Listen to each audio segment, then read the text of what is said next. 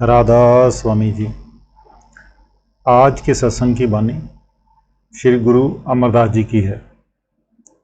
सत्संग के वचन, हर रस बीने सदा ध्यान गुरमत सील सनाहा है। कहते हैं कि जो नाम के रंग में रंगेगे, जिन्हें नाम की लज्जत आ गई, मुर्शिद की तालीम को अपना लिया, जो मुर्शिद के अधीन हो गए, उनको कोई फिक्र नहीं। शील का अर्थ है जत यानी संयम। पाक दामनी सनाहा कहते हैं कवच को, जो एक लोहे का कोट होता है ताकि गोली का असर ना हो। अंदर रेशम की कई तहें होती हैं। लड़ाई के वक्त उसे बादशाह या वजीर अक्सर पहनते थे। फारसी में उसे जिरह बख्तर कहते हैं। जो नाम है वह कवच है, जो शील है मुर्शिद की ढाल है। जिसके पास ये दो चीज़ें हैं उसे किसी से भी कोई खौफ नहीं। जिस वक्त गोपी चंद गोरखनाथ के पास जाकर जोगी बना, गोरखनाथ ने सोचा ये राजा है, क्यों ना इसकी मान बड़ाई को निकाल दें। ये सोचकर गोरखनाथ ने कहा, पुत्र पहले अपने शहर यानी कि राजधानी में जाकर भिक्षा मांग। जब मांगने गया, जो पैसा देने वाला था उसने रुपया दिया, क्योंकि ये हमारे शहर का राजा है। जब अपने घर आया तो रानियों ने सोचा कि राजा तो जोगी हो गया है, हमें हार श्रृंगार क्या करना है। उन्होंने सारा हार श्रृंगार जोगी की झोली में डाल दिया। माँ ने देखा कि इसने दौलत के ढेर फिर इकट्ठे कर लिए, इन्हें ही तो छोड़कर गया था, ये फिर फंस जाएगा, ये जोगियों के आगे जाकर रखेगा और जोगी खा जाएंगे, इसके पास कुछ नहीं रहेगा। जब माँ के पास आया तो उसने कहा, हे जोगी देख तू त्यागी है, अब गृहस्थी नहीं, तू मेरे दरवाजे पर मांगने आया है। मेरा अधिकार है कि मैं तुझे जो मर्जी खैरात दूँ। मेरी 3 बातें याद रखना। एक, अच्छे से अच्छा खाना खाना। दूसरा, अच्छे से अच्छा बिस्तरे पर सोना। तीसरा, मजबूत से मजबूत किले में रहना। कहता है, अगर कोई और होता तो मैं उसे बताता, तू मेरी माँ है, तेरे कहने से ही मैं जोगी बना हूँ। ये तीनों चीज़ें ही मेरे असूल के खिलाफ हैं। माँ ने कहा, पुत्र तू नहीं समझा, आ मैं तुझे समझाऊँ। पहली बात ये कि तू भूखा रहना। जब भूख जबरदस्त हो जाए तो बासी से बासी और निकम्मा यानी कि बेस्वाद खाना भी अच्छा लगता है। तू उस वक्त खाना खाना, बाकी अभ्यास में जागते रहना। जब नींद सख्त तंग करे तब सोना। तुझे ऐसी नींद आएगी जो नरम से नरम बिछोने पर भी नहीं आती। तीसरा, तू राह छोड़कर जोगी हुआ है, तेरे पास जवान स्त्रियां भी आएंगी, छोटी भी आएंगी और बच्चियां भी आएंगी। तू महात्मा के पास रहना, महात्मा का कहा मानना, यही मजबूत किला है। इसलिए शब्द की कमाई को महात्मा के कवच कहा है, जो नाम के रंग में रंग गए। जिन्होंने गुरु की मति ले ली वे दुनिया के फेखो जिंदगी बसर कर गए। अंदर रंग सदा सचियारा, गुर के शब्द हर नाम प्यारा। कहते हैं, जिन्होंने अंदर पर्दा खोल लिया वे ही दुनिया में दाता हैं, समझदार हैं, बाकी सारे बेवकूफ़ हैं। अब सवाल पैदा होता है कि वह सच्चा रंग कौन सा है। कहते हैं, शब्द का।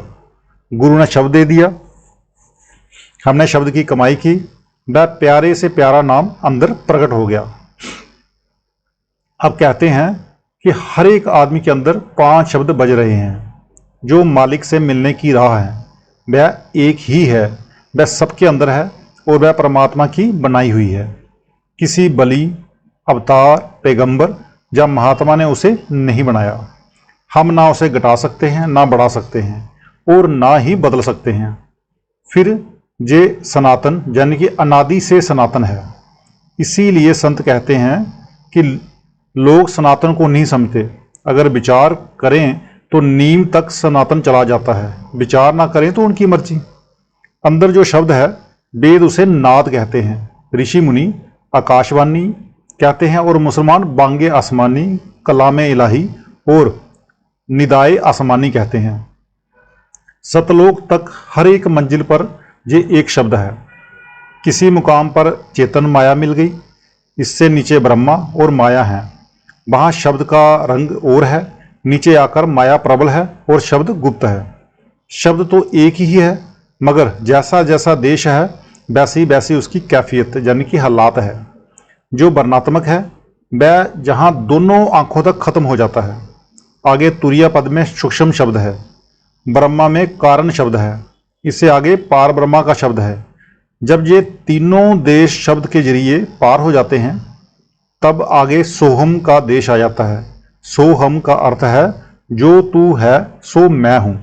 वहाँ रूह रूपी बूंद मालिक रूपी समुद्र को देकर कहती है कि मैं उसकी जात हूँ। वह समुद्र है, मैं बूंद हूँ, वह परमात्मा है, मैं उसकी अंश हूँ।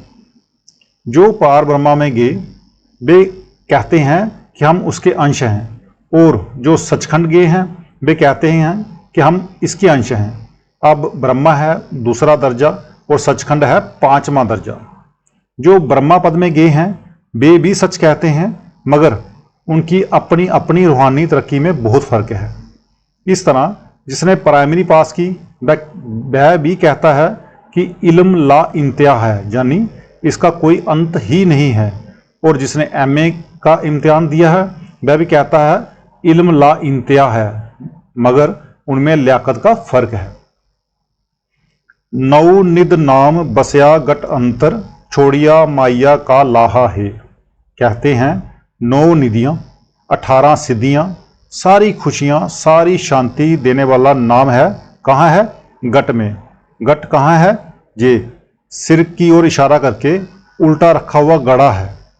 कहते हैं जब ये इस गट में अमृत को पिएगा तो माया का सारा जहर उतर जाएगा। अब सारी दुनिया में मुश्किल ये है कि हम पढ़ने पर जोर देते हैं, चढ़ने यानी कि आत्मिक चढ़ाई पर जोर नहीं देते।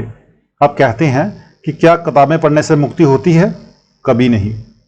गुरु नानक साहब कहते हैं पढ़िया जेते बरस बस, पढ़िए जेते मास, पढ़िए जेती आर जा, पढ़िए जेते सास। नानक लेखे एक गल होर, हौमे जखना जाख। लेखे में एक ही बात है, बाकी सब जो ही हैं। फिर कहा है नानक कागद लख मना, पढ़ पढ़ कीचे बाऊ। लाखों मन कागज प्यार के साथ पढ़ लो, मसू तोट ना आवी, लेखन पौन चलाओ। बेशुमार कागज लेकर हवा की तरह लिखते जाओ, भी तेरी कीमत ना पवे, हऊ केवड़ आखा नाऊ। फिर भी तेरा अंत नहीं पाया जाता। सारा दिन किताबें पढ़ते जाओ, कुछ भी नहीं बनता। अगर आप मिठाई की किताब को सारा दिन पढ़ते जाओ तो ना स्वाद आता है ना पेट भरता है। क्या मिश्री की बातों से मुंह मीठा होता है? कभी नहीं। मिश्री खाने से स्वाद भी आता है और मुंह में लज्जत भी आती है और मीठा भी होता है। ग्रंथ साहिब में पढ़ने पर नहीं, करने पर जोर है। रेमत राज्य दुर्मत दो, बिन सतगुरु सेवे एक न हो। अब श्री गुरु अमरदास जी कहते हैं कि क्या राजा, क्या प्रजा, क्या अमीर, क्या गरीब, सभी बाहर दुर्मति यानी मनमत में बैठे हुए हैं। जब तक इसे कोई रूहानी मंडलों पर जाने वाला गुरु ना मिले, ये नाम के साथ जुड़कर एक ना हो, ये परमेश्वर से मिलकर परमेश्वर नहीं होता।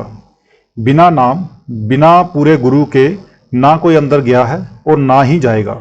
ये तालीम ये होका गुरु नानक साहिब का है।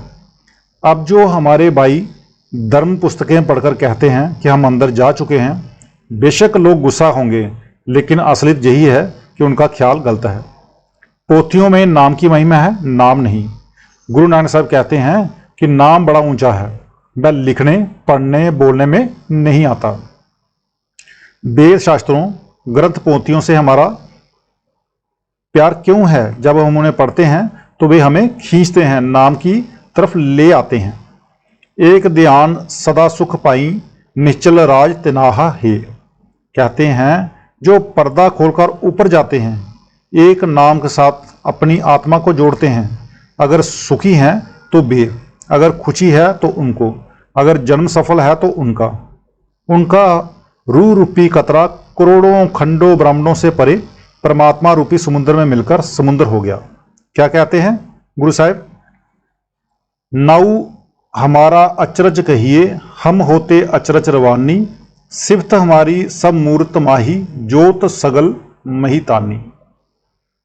जिन्होंने एक सतगुरु के साथ मोहब्बत यानी आशिकी कर ली, पर्दा खोलकर उसके अंदर जा मिले, उनको वह लज्जत मिल गई।